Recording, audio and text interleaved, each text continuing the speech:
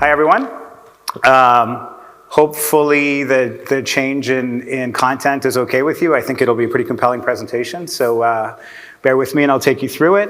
The point of the presentation today, again, is the number one reason your AI investments are paying off, and really introducing a framework, a different way of thinking about how you go about your AI investments and your AI projects to get more out of them than what many organizations and teams are seeing today. Did that forward? Okay, there we go. In our view, and this is from working with many of our customers, many enterprises of various sizes, the path for ROI success is really built on these three pillars. First and foremost is the speed advantage. And what we mean by that is the ability to deploy AI solutions quickly, to prototype them, to evaluate them, to scale them, and to be able to operationalize them. Once you do that, how quickly can you respond to market changes? How quickly can you adapt your AI deployments to make sure that these non-deterministic models continue to adapt with your use cases? And third is your innovation velocity. So once you are more AI native as an organization, how do you continuously improve and evolve the AI capabilities? So the idea here is, how do you get compound returns that are exponential and not just linear? What is the framework to make that happen? The missed AI opportunity is a big topic of discussion. It's been discussed some today. It makes a lot of noise in the industry. The reality is a lot of investments are being made into getting these workloads into production. Most of them aren't making them into production. This stat is from 2024. 85% of projects failed to reach prod. It's not the only stat in the market, but it's one. If you talk to executives, a very small percentage believe their AI initiatives and deployments are mature. And hidden in this reality is the fact that there is this opportunity for better collaboration within the organization to ensure greater success with your AI initiatives. And that's really what this compound advantage is about. So what are we talking about when we talk about collaborative platform economics? So when you look at it from a cost structure perspective, an engineering-focused approach is distinctly different from a collaborative approach. That's not to undermine or diminish the importance of engineering in what you deploy, but if an engineering-focused approach really is built on investment on a per-use case basis. Teams get together, engineering teams get together, build an AI project based on specs and requirements from product, from the business. Then they have to maintain it. There's technical debt associated with that. And each time you allocate teams to build another project, it compounds the technical debt. That's a very linear approach. It's very hard to be exponential with that approach. In a collaborative environment, you're building a more unified platform. And what we mean by that is you're building reusable components, core integration patterns, key strategic foundations that can be iterated on and built on across lines of business, across teams. That's the foundation for this exponential return that we're talking about. From a resource allocation perspective, the challenge with purely engineering-focused approaches is that as you build more solutions, as you build more technical debt, you end up in a situation where often 60 to 70% of engineering time is spent on collaboration and on maintenance and overhead. And that's just not a very strategic investment of such valuable resources. Concurrently, it puts a barrier and a gap between your domain experts that understand the use cases and the area of expertise the best and the actual AI itself, which is a point of friction. It slows down innovation. So scaling advantage tends to be lower because it's linear if you're purely engineering focused, and much more agile and scalable when you have an engineering baseline that is easily extensible to the rest of your organization. So what we're trying to avoid is bottlenecks. What we're trying to enable is, again, exponential versus linear. Where's my, oh, there we go. I want to keep track of my time. So let's go a little bit deeper. Let's just look at a mid-market scenario. This is a real sanitized mid-market scenario just to iteratively make a case for what this means financially.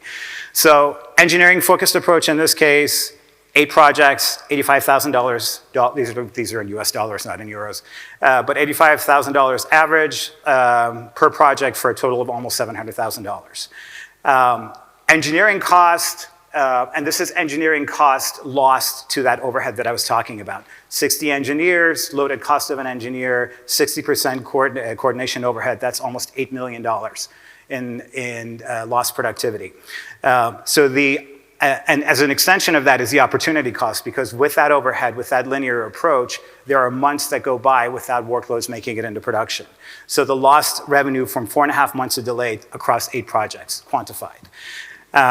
Again, impact being the coordination overhead, the linear approach. Collaborative approach, a little more involved up front because you're deploying a platform and an infrastructure, but you're also building reusable components, as I was saying before, that can scale across various lines of business, various workloads in the organization. And what I mean by that is integration to back-end systems, architectural work that takes application code and containerizes it for inclusion in AI workloads, things like that, things that engineering should be working on, not updating prompts. And stemming from that, 30% efficiency gains quantified, 3.6 million in realized value because those workloads that would have been delayed make it to production faster. So increased velocity, scalability, exponential returns from a different approach and a different mindset. Now, what does it take to actually accomplish this? It's good in construct, but what does it in reality take to accomplish it? What does it mean specifically to go beyond an engineering-focused approach to a more collaborative approach? So first pillar, extremely important, this builds the foundation for this compound return, is engineering has to put in the infrastructure and the core reusable components that allow for the scaling to occur. So their work supports multitude of stakeholders. Again, we're transitioning from an environment where they're working in small teams on one project at a time that they have to own and maintain end to end, and towards an environment where reusable components and a governance framework and security frameworks are all in place for AI to scale across the organization. So their work becomes organizational infrastructure that gets more valuable with each use. A reusable component that's used across multiple use cases, multiple departments. Each time it gets used, the value of that particular set of work that engineering did increases. Pillar 2 is, and this is essential for this compound advantage to work and for exponential returns to happen, is that the business has to be enabled to work independently to drive continuous AI optimization. There are things that the business can do that don't necessarily need to rely on engineering to be engaged, and allow them to be closer to the AI use cases with their domain expertise. So you have people in customer service that have decades of experience understanding customer patterns and their, realizing how customer interaction with AI behavior is actually impacting real world results. And if they can understand that, if they have transparency to how the AI behaves, and they have a seat at the table and the ability to be able to tweak and optimize the AI, they can make a difference. Same thing with your finance team and the financial analysis use cases that are AI enabled and empowered. Operations and their understanding of your supply chain at a much more deeper and intimate level. So giving them the ability to directly optimize AI systems gets you compound intelligence over time. So this is human capital, human expertise scaled through AI. There's a lot of conversation in the industry about replacing human work with AI, and there's a place for that, but there's equally a place, or arguably a more strategic place, for compounding human expertise with AI through this level of engagement and optimization. Pillar 3 is, as this workforce transformation occurs, this creates a competitive edge. And the competitive edge is really powerful because you're driving some substantial efficiencies and creating really a AI native workforce that gives you first mover advantage. Because the foundations exist for your domain experts to actively engage in AI, you can move much more quickly. You can gain market share. You can be more responsive to market conditions and be much more, have much greater velocity in how your teams perform. And then pillar 4 is the ability to respond much more quickly to changes, boost your competitive edge. So think of it in terms of AI native organization, engineering foundations laid, business people actively engaged in optimizing. Now, End state, you're in a position where you can have same-day AI optimization versus traditional quarterly cycles. So if business is moving at the speed of AI, and your organization is moving at a quarterly cadence where you realize it's a market dynamic, you have to plan, you have to spec, you have to execute on a quarterly cycle. By the time you execute the shift that you've noticed in the market's moved on. I think we all experience day in and day out how quickly this market moves, how quickly things change. So with collaborative AI as an end state, you get same-day optimization, you notice competitive behavior, you counter immediately. So faster response, more market opportunities, you generate more data and insight, you can move even faster. So if your competitors are moving at a quarterly cadence and you're moving at this pace, they're not going to keep up. Now, from an implementation framework, what does it take to do this? Now, there's months on here, months 1 through 3, et cetera, et cetera. It depends. Like if you're in a regulatory environment where there are a lot of regulatory constraints, what is a 1-year cadence for a smaller organization in a non-highly regulated domain? Something they may be able to do in 6 to 9 months may take you 3 to 4 years. But it's still about comparing yourself to your cohorts, how fast you can do the work that you do versus what they can do. But phase 1 is always the engineering foundation. So technical teams establish platforms with enterprise integrations, reusable components, initial workflows, prove the ROI, gain confidence because there's transparency and trust. And then with that, you can move to the next phase, which is workforce enablement. That's where the business transformation takes place. And again, this is imperative for this compound advantage to happen, for these exponential returns to happen. Success patterns get documented. You develop AI skills through structured programs. For domain experts that are not necessarily AI native to be able to get comfortable with AI and for your organization to give them the leeway to get comfortable with AI, there has to be strong security, governance, guardrails in place so that they can get into the sandbox and iterate and get better over time. And then more departments can deploy AI capabilities, get better at optimization, and then that's where the compound learning effect kicks in. And then the third phase is competitive intelligence, where really AI now becomes native within the organization. It creates distributed intelligence where domain expertise that took years to develop, again, gets amplified through AI, and then you can move at the speed of AI, and your business can be responsive at the speed of AI. So one of the things that I think multiple speakers have spoken about today and is a key distinction is 40% of this is technology and platform integration. Another 60% is really change management, training, workforce enablement. So really creating the environment where the entire organization can be involved in participating in this AI transformation. And again, not just siloed to engineering. So this, hopefully with this, the ROI, the path to ROI success and exponential returns is more clear. So speed advantage, the ability to deploy AI solutions in days versus months, rapid prototyping, rapid scaling, market responsiveness because business teams can modify AI versus waiting for development cycles, and then innovations velocity embedded into your organization because you have near real-time execution capability against shifting market dynamics. This isn't just talk. We have proven ROI examples as an organization. I'm happy to talk to you about. We have a booth outside, so if you want to see more, hear more, talk more, happy to do it. But this affects top and bottom line, and it does so in a myriad of ways.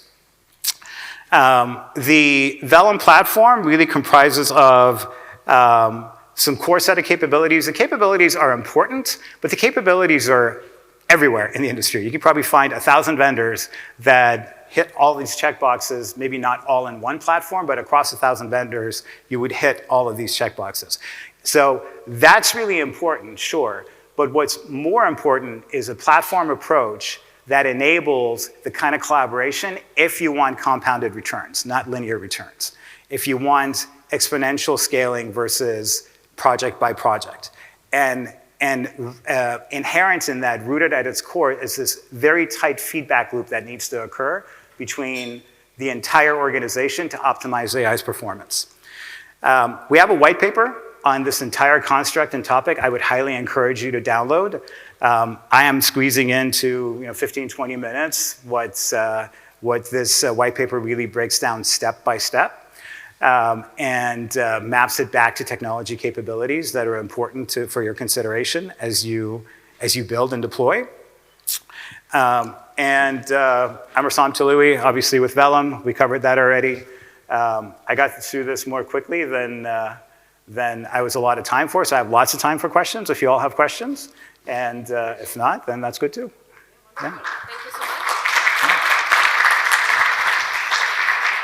Then let's get in some questions. Where do we have some? Just one.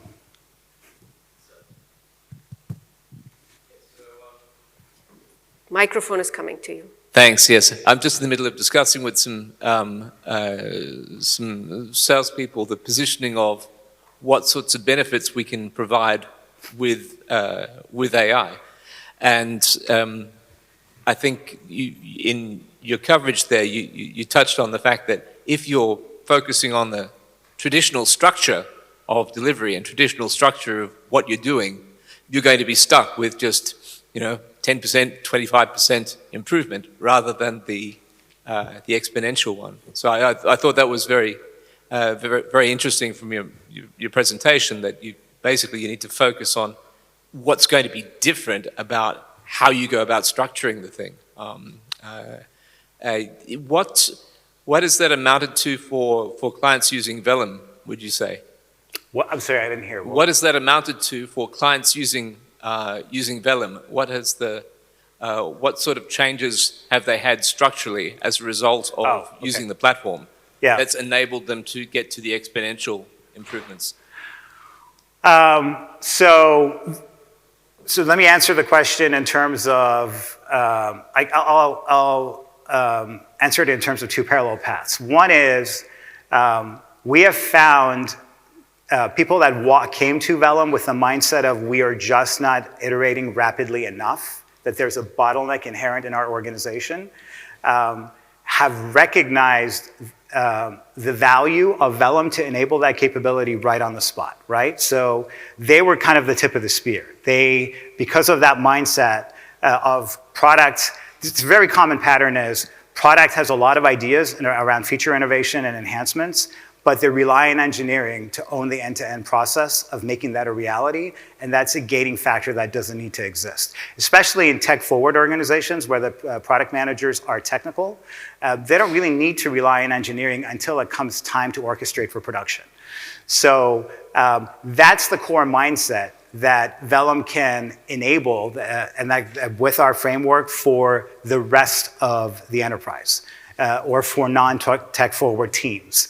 And really, the key shift is when they realize how accessible AI can really be. If you can see it, like I can show you our UI at our booth. We have a very unique capability where you can build AI logic visually in a graph, node by node, in a way that's completely transparent to non-technical users, and they can see the input and output every step of the way. Now, that's equally important to engineering when they want to debug something end to end. Or if you're building an agentic framework and you want to know what decisions your model made, what tools did it call, which path did it go, why? That's really important. But what's equally important is, can you take that orchestration and pull it as code using an open source SDK and orchestrate it in your preferred environment? And if you do that as an engineering team and you own that orchestration, any changes that you make, are they continuing to be visible to your non-technical users live in production? So to answer your question, the key breakthrough is when organizations realize how accessible AI can be to those that don't code. Okay. And because it's accessible, how much leverage there is in being able to impact its behavior. Because we all have prompted, right? We've all worked with models. But how do you do that with governance and security built in a production environment, in a mission-critical production workload, without having detrimental impacts to the business? That's the key breakthrough. So for instance, in that case, then the ability for your entire team of subject matter experts who otherwise might not even be directly involved in the project have the ability to provide feedback on what they see as the process. That's and exactly. that can speed it up immediately. So that's sort of, it seems as if it's a case where with that type of solution, through the communications, you're able to allow for the traditional triad of of cheap, fast, but quality to be actually solved rather than have quality always get in the way. Yes, exactly. And there's one more thing I would add to that, which is, as you called it, cheap, fast, rapid iteration to prototype and scale and put into production. But because of the non-deterministic nature of these models, that process never ends. That feedback loop has to continue because these models are non-deterministic. There's variable inputs coming in. There will be edge cases, inevitable. They will happen. And the ability to stay on top of those edge cases and be able to optimize AI in real time is critical. So it's not just to get to production, but once you scale and you're in production, that pattern has to continue. Thank you. Yeah. Yep. Thank you. We have a couple more questions. One there at the column and then there. Thank you. So the number one reason why our AI investments are not paying off would be in this case because engineers are building like linear projects instead of building blocks? That's part of it. The other part of it is just building with AI in our experience and our customers' experience is extremely hard. I think the first presentation today was around RAG. I don't know if you saw that one. And how RAG works great in pilot, but then you put it into production and it breaks. And how do you prevent that from happening? Take that and amplify it by a factor of X when you're talking about agentic frameworks, especially ones that are abstracted and when you can't really see what's going on under the hood. So because of the inherent behavior, non-deterministic behavior of AI, and the difficulty in putting things into production, when you create a gap between the domain experts that are in the best position to assess the output of the AI against what is actually real and true and relevant to your business, and those that are orchestrating it, you end up with this very siloed, bottlenecked, linear approach of having to go back and forth in a iterative cycle that just takes way too long and is way too slow, right? And because, like, if you take all of your AI workloads and try to stuff them through your engineering workload or cycles, and there are not that many AI engineers in the world, right? And there are not even that many AI adjacent engineers in the world. So as an organization, if everything has to go through this very narrow pipe, you just can't move that fast. The second part of it is if you keep your domain experts that far away from the actual execution of the AI, well, that contributes to the failure rate. It's not the reason for the failure rate, but it contributes to the failure rate. That leads to the second part of my question, which is collaborating would be the solution, actually, where everyone collaborates in the AI development. But adapting to a platform like Vellum would require a strategy change in the company. What would you say is the most significant approach or steps to work towards that? How would we build the team? Would it be like 50% AI engineers with one of each competence center or something like that? That's a great question. First of all, a platform change like one from your existing orchestration framework to Velum doesn't happen overnight. So we would never say, throw it all out, all the investments you've made, and adopt Velum instead. So it's more surgical, it's more strategic. Hey, you know, we've noticed that the patterns are causing friction. We have some new use cases because AI use cases are coming up all the time. Let's try a different approach. So let's implement Velum here. The second part of it is, you really need to start thinking in the sense of, I used to have 10 engineers building 2 use cases. Now I'm going to have 2 engineers per department or organizational business unit. And their job is to build the scaffolding so that the rest of the organization can actively participate in iterating on AI. And then as an extension of that, what is my enablement methodology for the rest of the organization? First of all, how do I help them understand what it is we're building, which hopefully we make easier because we make it transparent. And then how do we help them get more and more comfortable in doing this dance with AI in a production system? So it's really that 2-step approach. Yeah. Thanks for the question, great question. All right, last question. I'm sorry, I just have a small comment because the way the AI is being marketed is creating a lot of confusion in the market, and especially us, the tech people, are actually seeing.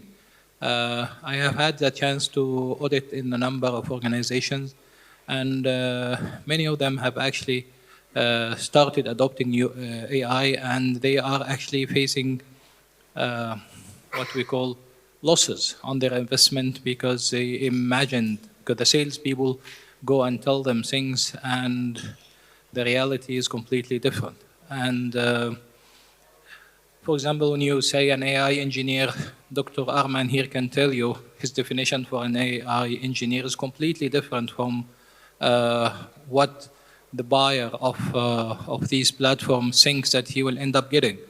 According to what he was saying, the AI revolution now is because the application now starts to understand what the person is saying and makes sense of it and makes into a set of tasks that he can execute. However, in many cases, these are way too simplifying for the problem. So what I have seen is that these tools now, and the way it is now, it's not mature enough except to mediate between the business owner, his ideas, and what he wants. Because we had many cases before this broken phone game that we used to play when we were young, when somebody tells someone next to him something and it comes out a different word. But now with these two AI tools, you can just make sure that the user, what he wants, he have some mock-up, or what we call in engineering architect a maquette, but it's just a building of paper. You cannot put anything in it, you cannot live in it, and unless this is clear. Can we come to a response or your specific question? Yes, my question is, how long do you think it will need until we reach something that we can actually use positively and add value to companies that are not technology driven, like Facebook or Google, which they have infrastructure and they build the tools and they know what is their limitations? Thank you. So I think I deal with those types of organizations you're talking about all the time. And they're actively building with AI. And they are seeing successes. The successes are limited. They're not scaling them yet, but they're seeing a lot of successes. And what's happened in these sort of non-tech forward organizations that you're talking about is they started off with a priority list of 150 and quickly realized they can only do 5. So they quickly, as in like over the span of a year or two, realized they can only successfully do 5. So their inability to do more is not because the models aren't good. The models are actually really good. Like sometimes we lose sight of how far the models have come in the last few years. They're capable of doing quite a bit. Do they hallucinate? Sure. But can you put guardrails around that and evaluate and better and have more deterministic approaches to what they're supposed to do to mitigate against hallucinations? Yes, you can.